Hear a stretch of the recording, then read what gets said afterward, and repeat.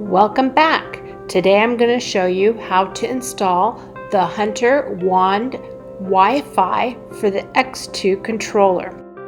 I picked this bad boy off of Amazon and I'll leave you the link below. It was so easy I didn't even need to put it on my husband's honey-do list. Basically, after you open the box, you're going to find this little gizmo that you just pull out. I'm covering the serial number with my finger.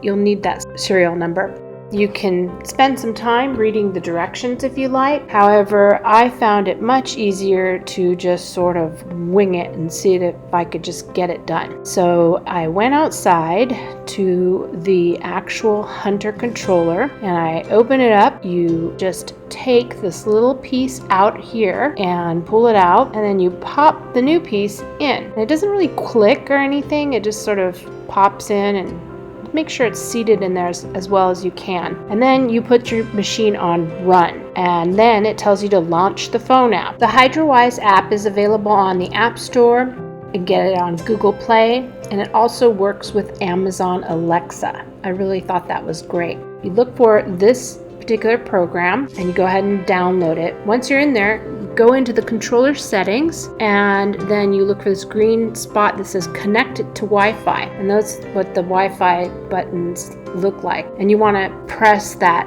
round button that you saw, and once you've installed it, it will tell you it's done. You'll get this image as you walk through, and then it says it's online.